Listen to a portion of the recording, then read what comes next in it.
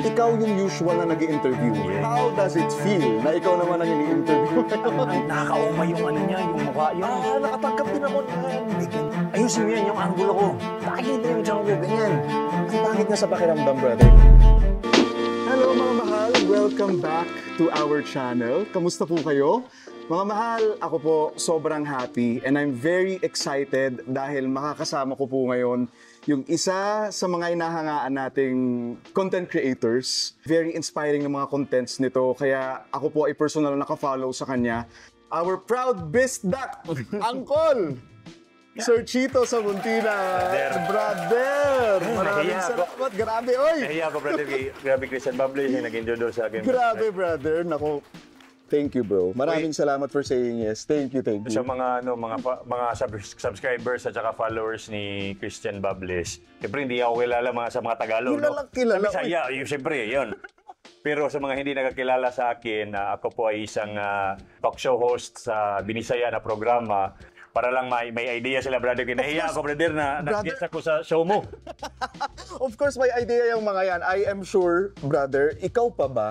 Ikaw pa ba? I mean, your contents are very inspiring. And ako, personal akong nakakakuha talaga ng lessons sa contents mo. Buti na lang nakakasalita at intindi na Bisaya, brother, no? Bitaw, brother! Oh my gosh! Grabe. I am proud, BizDoc. Pasensya na kayo if medyo nagkakaka ako mag-Bisaya. But anyway, brother.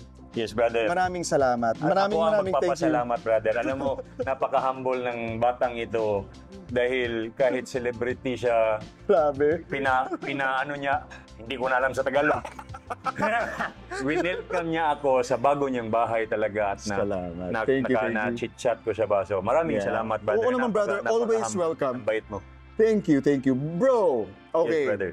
Sa mga contents mo, ikaw yung usual na nag-i-interview. Yes. How does it feel na ikaw naman ang ini-interview?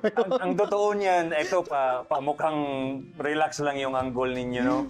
Pero kinakabahan ako kasi Christian Bables yung mag-interview sa akin. So, hindi ako makapaniwala ba na isang Christian Bables, hinawakan ako dito. Grabe, wala ako. Grabe ba? Bitaw, seryoso, salamat, bro. Bro, ako din di makapaniwala kasi isang Chito sa Muntina nakakausap ko ngayon. Para tayong mga tanga dito.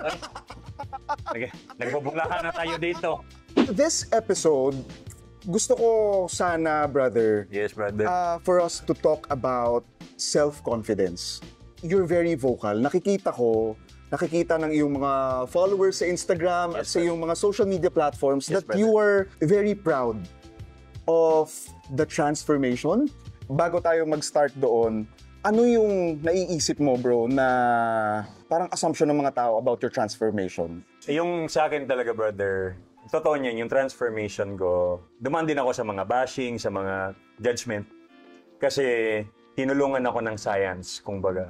Si Dr. Miguel Baker. Yes, Dr. Baker. Siya talaga yung Baker Medical Aesthetics, sila talaga yung angel. For the longest time, brother, kasi ako, I became obese, class 2. Class 2 obese. Yes, so very unhealthy na, super unhealthy. When I say unhealthy, may mga complications na sa physical health ko. Okay, yeah. Nadamay pa yung mental health ko. So, I was diagnosed with anxiety and depression. Kasagsagan yun ng obesity ko.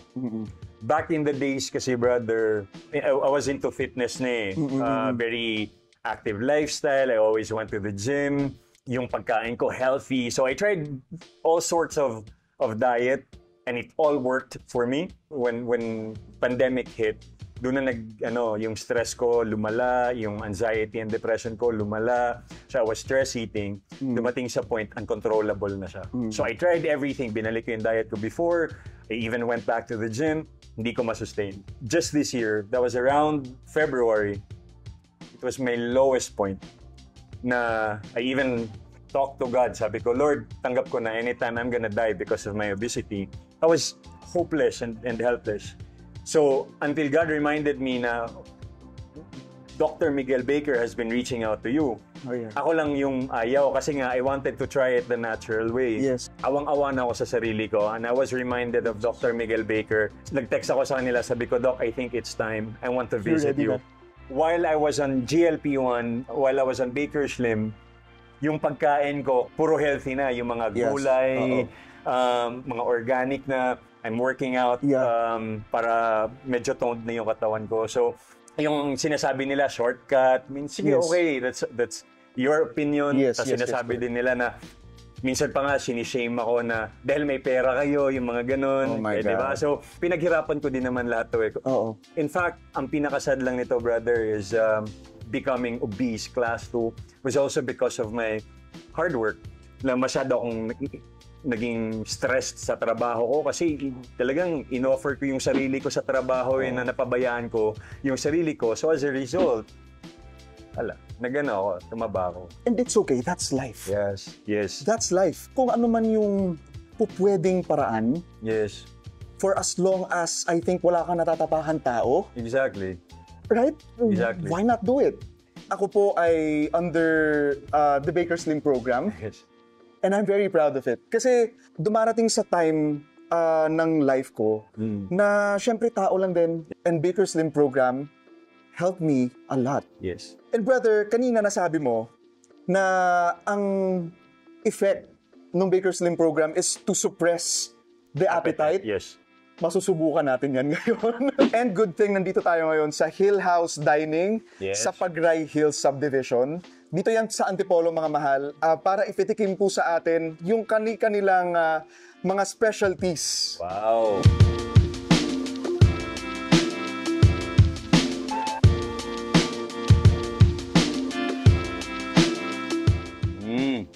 Brother. Yes, brother. Kapag naririnig mo yung salitang confidence, ano yung unang pumapasok sa mind mo? Finally. Ganda. No. Ganda. Kasi brother, for the longest time, because of the lack of confidence, brother, I kept saying yes to people. Oh my God. Na para bang I was helpless. So I had to cling on to several people.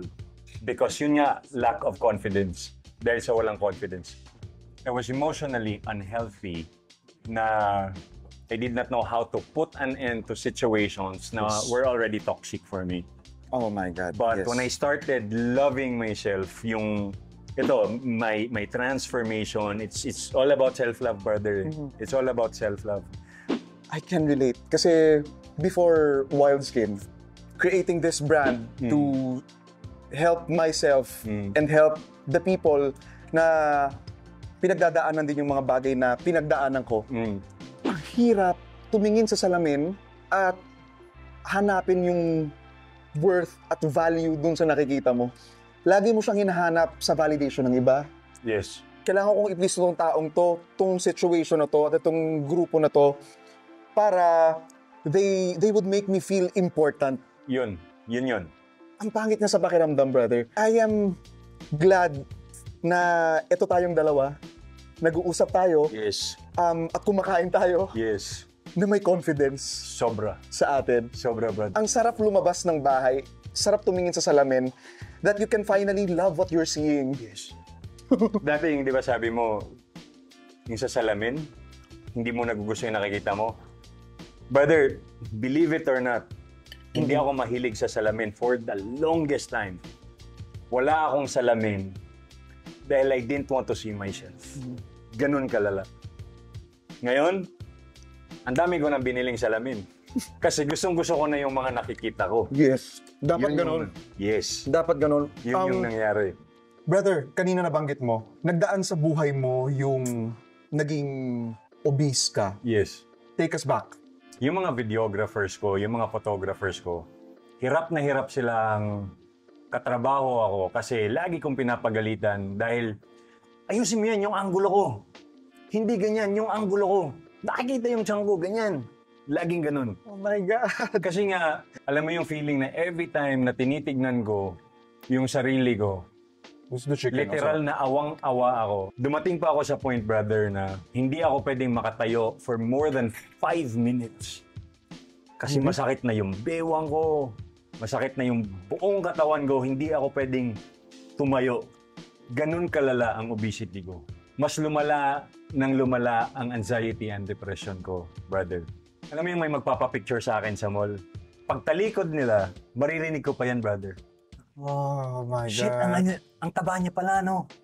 May mga ganun, tapos biglang, hindi lang ganun na remarks. May mga remarks na, nakakauma yung ano niya, yung mukha, yung... nakatanggap din ako niyan. May ganyan. Nakatanggap din ako ng ganyan. Tapos hindi nila alam, yung mga ano pa, yung iba harap-harapan pa, yung sabi, ang taba mo pala sa personal, yung mga ganun, hindi nila alam ang laking impact sa akin. So because of that, magsa-stress eating na naman ako. Makikita ko na naman sarili ko ang taba-taba ko, madidepress na naman ako. Kasi nasa loop ako, brother. Yes, brother. Na ang hirap makalabas. Yeah. Napakahalaga po ng empathy at ng kindness. It's a choice. It's a choice. At saka libre lang naman maging mabait sa kapwa. I mean, you don't really have to be sobrang bait. Like, you don't have to be holy. Yung maging Makatao, maging sensitive ka lang. yes. Yung mga taong hindi mo naman kakilala, hindi mo alam yung personal nilang pinagdadaanan, maybe choose to be kind. Right. Ano ang pinakamahirap? Yung tingin ng ibang tao yes. sa'yo? Or yung tingin mo sa sarili mo nung mga panahon na yun? Yung tingin ko sa sarili ko, yun yung pinakamahirap, brother. Kasi, sometimes pwede mo baliwalayin eh. Yes, may impact yun sa'yo kung ano yung tingin ng ibang tao sa'yo, pero yung ikaw mismo, kaya yun nga yung nangyari, brother eh. Hindi ko minahal yung sarili ko. The moment na dahan-dahan ko nang nakikita yung transformation ko, sabi ko, ano ginawa ko sa sarili ko? Ganda, bro.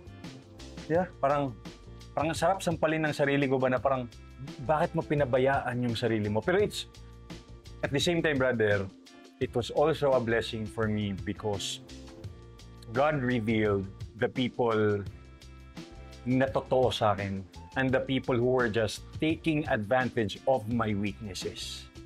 When I started to love myself more, doon ni-reveal ni Lord na enough with these people. May mga ganun, brother. Sa akin, tingin nila, si Chito laging nagta-travel, si Chito may sasakyan, si Chito may bahay. Akala nila it's all about that. Hindi nila alam, I'm also struggling. Everyone is struggling, brother. Yun yung totoo. Yes. Yung mga nag-hate, yung mga nagja-judge, pinapasa Diyos ko yun, brother. I'm not trying to sound religious or I'm not trying to sound, pero yun yung totoo, brother. Yung mahirap ipaintindi sa tao once they're covered with insecurity. Kaya yung prayer ko na lang is, sana, Lord, lahat kami dito sa earth, bigyan mo ng good life para yung ibang tao, they don't have to hate on other people. Yun lang talaga, brother. 11 years na ako sa industry. I still get hurt. Every time na hindi ako pumapasok dun sa standards nila of what is good, of what is handsome or beautiful, okay lang naman eh. Wala namang pumipilit. Diba? Na gustuhin nyo ako or what. Just don't say hurtful things. I'm after the craft. I'm after my passion. I'm not after people liking me. Hindi ako ganon. For me, that's superficial. Yeah. That's not life for me. Yung sinasabi mo na, please don't say hurtful things, yung mga ganon, or hurtful words. Kasi nga, brother, hurt people. Ang ganda. The only thing that we can do is pray that they don't have to be hurt and that they will be healed so they don't have to hurt people. Ganun lang yun, brother. So, ikaw na lang yung umintindi at ipasa Diyos mo na lang talaga. Then you'll have peace of mind. Hearing everything ng mga sinasabi mo, I'm taking all the lessons in from you. If I may ask, paano ka nakarating sa ganyan? Let's talk about anxiety. Di ba, when you have anxiety, you try to control things. Yes. For the longest time, I was trying to control things. Dapat ganito, dapat hindi mangyari ito sa akin, dapat ganito. So yung sa anxiety, when you try to control things, ano yung perception ng tao sa iyo, ano yung sasabihin ng tao sa iyo. At sa industriya natin, although magkaiba man, dahil ikaw nasa industriya ka ng, well, it's almost similar, showbiz. Yes. Social media lang yung sa akin. Correct, tama. Yung takot ako sa magkamali, baka makancel ako. Pinagdaanan ko lahat yan, brother. Ni-reveal sa akin ni Lord na I'm supposed to live my life. So for the longest time, kinokontrol ko talaga situations. You let other people define? Parang ganun. Lahat na lang I was very careful. Yes. Ngayon, brother, it's just really about, okay, kung yan yung tingin mo sa akin, wala na akong magagawa. I didn't have to control it. I didn't have to Brother, duman ako na someone tried to cancel me. Ang daming nag-jump sa issue. Grabe yung mga panic attacks ko, yung mga anxiety attacks ko, grabe yun, brother. Akala ko mamamatay na ako dahil sa anxiety. Ngayon, I'm living the best life. Kaya gaya ng sabi ko sa'yo, Ang ganda. it's very liberating nung when I finally found my voice and my worth, nakita ko yung worth ko, how much I love myself this time. I could always say no. Meron na akong boundaries, brother. Thank you for reminding me that. And thank you for saying that, bro. But bro, if I may ask, ano ang mas gusto mong transformation na nangyari sa'yo? Yung physical transformation? No. Or yung inside? Definitely not. Yun yung misconception ng iba. Akala nila nagpapapogi ako. Akala nila nagpapaseksi ako. Kaya sabi nila, tama na yung kapayatan mo. It's not about that. It's not about sa pagpapayat ko. It's when you're healthy kasi, you feel good about yourself. Nasa state ako, yung ito, it's not about pagpapapayat ko. It's about me being able to walk, to run. I couldn't do that for the longest time in so many years. Kasi nga gaya ng sabi ko sa'yo, 5 minutes lang, di mo ako pwede mapatayo ng 5 minutes. Wala na, sobrang sakit na ng katawan ko niyan, sobrang sakit ng bewang. It's not the physical na aesthetics. Yes. Nag-follow na lang siya actually. Nag-follow na lang. Yung pagiging healthy ko inside, especially sa mental health ko, Ang ganda. Lord, salamat talaga. Yun yung pinaka gusto ko sa transformation. That's the transformation na gusto kong ma-realize ng tao. It's not about the physical. Resulta na lang to. Kunwari, may sinasabi, Uncle, gumawa po ka. Uncle, bumata ka. Resulta na lang yan. Resulta na yan because I'm living a healthy lifestyle. Then God introduced me to the right people who will help me. Parang supplementary ba na you're living a healthy life now, papatuloy na natin yan. Isagad na natin yan. I'll introduce you to the right people. Kaya I was introduced to people na tinutulungan ako to live a healthy lifestyle. Oh my God. Yun, brother.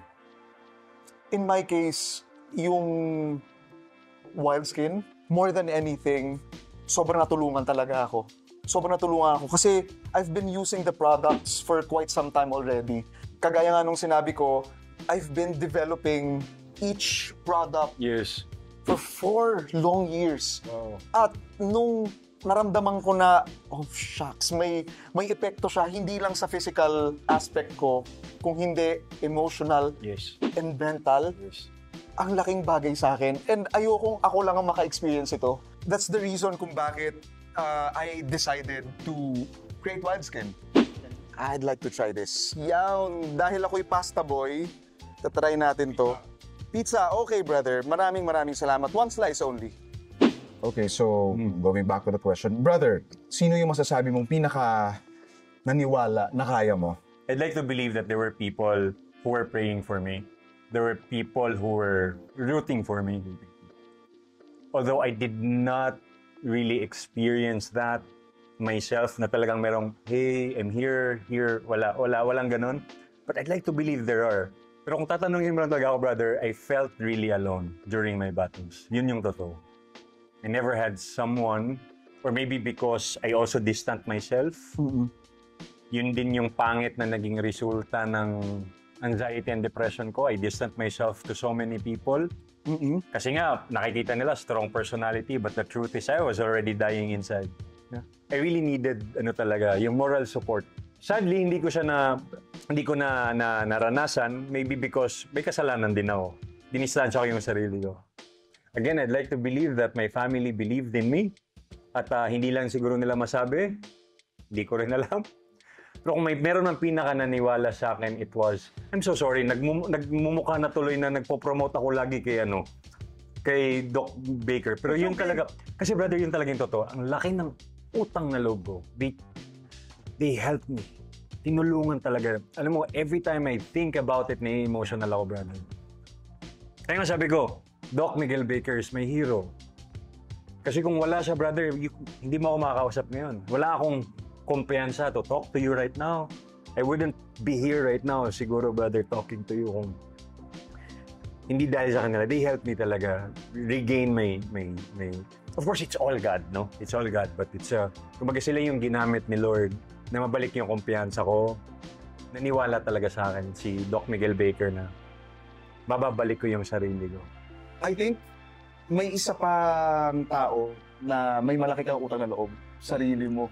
Yun, of course. Binangkuhan mo rin talaga sarili mo. Of course, brother. Of course, brother. Naniwala ka rin. Of course, brother. Yung tiwala ko na lang, actually, hindi ko matatawag siya na sobrang tiwala. Kasi nga, that was the turning point eh. Yung sobrang down ko na, brother. Yung parang, that was my turning point, brother. Na sobrang awang-awa na ako sa sarili ko. Tapos sabi ko, di ba, I told you, dumating ako sa point, brother, na sinabi ko na sa sarili ko, kinausap ko si Lord, sabi ko, Lord, anytime, accept ko na, I'm gonna die anytime soon. Because of the complications, because of my obesity. Maawa na lang ako sa sarili ko. I was talking to myself. I still have this video of me. I was talking to myself, pero hindi ko in-upload yun kasi I don't want to do drama on social media. I was just talking to myself sa video for self-documentation. Sobrang awang-awa na ako sa sarili ko. So yun. There's a little bit sa sarili ko na naniwala sa akin. Naniwala. I feel grateful lang, brother, to be able to live. Yun talaga yun eh, to be able to live and appreciate life. I'm appreciating life right now. Sobrang na-appreciate ko yung buhay, brother. Meeting you, meeting your team. I'm also grateful. Tasting great food. Yes. These simple things. It feels great to live, to smell, to see, to touch. Lahat, brother, nasarap sa feeling. If you're not in that state right now, I think you're getting there. Nakikita ko sarili, nakikita ko yung ano mga, kasi eyes don't lie, brother. Well, it's safe to say that, yeah, I think I'm getting there. I'm also happy with all of the things na nangyari din sa akin na napagdaanan ko kung bakit ako nakarating sa ganitong situation and estado ngayon ng life. I really can relate. I'm just so inspired, no, na makinig sa kwento mo kasi hindi lang pala ako ang nagdaan sa ganyang klase. Hindi lang ako yung may pinaglabanan, hindi lang ako yung may battle na I must say napagtagumpayan at pinapagtagumpayan. Yes. Marami pa tayong mga bagay na kakaharapin, Yes. bagay na hindi natin alam. Yes. Maybe Yes. maka-affect na naman sa heart and sa mind natin, but what's important is that meron na tayong pundasyon. Yes. Meron na tayong something na po pwede nating panghawakan Yes. na I don't wanna go back there. Yung experience ko sa buhay, maybe the wisdom that God gave me, is yung life is really like that. Ups and downs, ups and downs, ups and downs talaga, brother. Wala, I'm free from anxiety and depression. But I know may darating na panahon na madadown na naman ako. But kasi that's life eh. Yes, that's life. That's life. Pero again, at the end of the day, hindi natin kontrolado yun. Ang kaya natin gawin is just really to surrender everything and that God is more powerful than everybody else and that everything else. Yun lang naman talaga yun, brother. Ang ganda. Yun lang naman talaga yun. Marami sa mga mahal na nanonood ngayon Uy, mga mahal. Hello, mga mahal. na nakaranas or nararanasan yung mga napagdaanan natin before. If meron kang gustong sabihin sa kanila, ano yun? Sa atin, when we're, like ako, when I'm sad, when I'm depressed, I have the means, brother, to escape. Let's just say, okay, I can just book a flight. Thank you, Lord. Pinaghirapan ko din naman kasi yan, brother. Yeah, correct, correct. So, I have the means. For example, ito, problema ko yung obesity ko for the longest time until nagkaroon ng sagot. But not everyone has the means to. Not everyone can afford Baker Slim. Yeah. Or wild skin. Or wild skin. Tulungan niyo yung sarili niyo. If you don't have the means, kasi kailangan mong magbayad ng mahal, please po, tulungan niyo yung sarili ninyo na makalagpas kayo. When it comes to anxiety and depression, brother, I am not in any way a psychologist, a psychiatrist. Pero kung nakakaranas kayo ng ganyan, yung sa akin na lang siguro, brother, is may tiwala ako sa inyo na kaya nyo yun. Kasi kung nakayanan ko na I was at the pit of gusto ko nang tapusin yung buhay ko. Kung nakayanan ko yun, mas kaya nyo yan. Magsumikap na lang tayo to survive. Because sadly, nasa mundo tayo ngayon na kailangan nating mag-survive. Yes. And that know that everything is temporary in this world. Kasi some of the anxiety and depression, sa pagkakalam ko, it's because of the pressure as well. Yes. Society. No? So, dahil alam, napaka-weird dahil nasa social media ko, I'm a social media guy. Yung insecurities ng ibang tao dahil yan sa nakikita nila sa social media. Not everything that you see in social media, the fancy things you see in social media. Exactly. Ayan din yung nagiging dahilan kung bakit na-DDN sa inyo yung nakaugaliang Yes. beauty standard. Yes. Yun. Nakaugaliang standard ng perfection. Dahil sa kung ano yung nakikita ninyo sa social media at naiko-compare nyo yung sarili nyo. And brother, if I may add, Sure, brother. I think malaking bagay yung alam nyo na meron kayong choice to ask for help. One way or another, hindi naman lahat ng tao pare-parehas na konsepto ng pamilya at kaibigan. May ibang tao na maybe hindi nila doon nahahanap yung pagsuporta Yes. at pagtulong, pero meron at meron na tutulong sa inyo. Yes. Kagaya ng sabi ni Brother Chito kanina, by all means, tulungan niyo ang inyong mga sarili, but huwag kayong matatakot na manghingi ng tulong. Pero brother, ito for someone who had anxiety and depression, kasi brother, depressed people, yun yung problema talaga sa kanila. Minsan, Asking for help is a burden. Ayaw nilang maka-burden ng ibang tao. That's why they don't ask for help. So brother, ito na lang sasabihin ko. You don't need to know kung sino sa pamilya nyo, sino sa friends nyo ang may anxiety and depression or may depression or depressed na tao. But if you think that person, especially those who are diagnosed, the least thing that you can do is to be there for them. You don't have to say, you wanna talk? No, hindi ganun. Actually, they don't want to talk about it. They don't want to talk about their depression. Ma-feel lang nila that someone is there. As simple as, hey, bibisita ako sa'yo brother, bibisita ako sa'yo. Tapos bisita doon, you don't have to talk. Kahit hindi kayo mag-usap, make him feel that you are there supporting your friend, your family, your relative without saying any word. Ang laking bagay nun, brother, and that's something I did not feel at my lowest point. I never had, yung sabi ko sa'yo, I felt like I was alone in my battle. How I wish there was someone, or maybe there were, my family, I'm sure they did their best, but ako lang talaga yung dumistansya. But I hope, alam mo yun, yung parang, uy, kumusta ka? As simple as kumusta ka, laking bagay na yun. Even yung pagsisend ng memes, kasi parang madidistract ka eh. You don't have to say na, uy, I'm sending memes para matuwa ka dahil depressed ka. You don't have to do that. As simple as sending memes, just to make the person feel, your friend, your family feel na, oh, meron pa palang nakakaalala sa akin. Malaking bagay yun for people who are depressed. Maraming salamat, bro. Salamat din, brother. Maraming salamat sa pagbubukas ng iyong puso for sharing Chito sa Muntina Brother. sa akin at saka sa mga mahal. Babaulin ko to, bro. Salamat, brother. Salamat. I am blessed na ikaw ang nakausap ko for this episode. Sobra akong blessed kasi ang dami kong natutunan sa'yo at ang dami kong babaulin. I'm sure mga mahal din na nakinig sa ating episode ngayon. Ang dami naming babaulin na inspirasyon from you. Thank you, brother. Thank you, brother. God bless you. I'll keep on praying for you, brother. I love you, brother. Promise. Salamat. Thank you. Salamat sa team mo, salamat sa handler mo. Ayun mga mahal, so maraming salamat sa pagsama sa amin at sa pakikinig.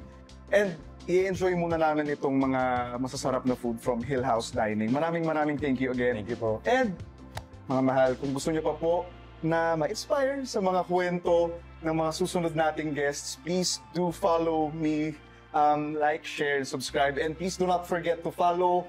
Marami na sa followers. Uy, bot na lang. Maulaw ko. Salamat. Please don't forget to follow our Bisdak Uncle. Salamat, brother. Chito sa Salamat, Muntina. brother. Napakabuting tao, napakabait na tao. Maraming thank you, mga mahals. Until our next episode, I love you all. Thank you, mga mahal. Salamat. Brother, salamat. Thank you, bro. Kaon ka, guys!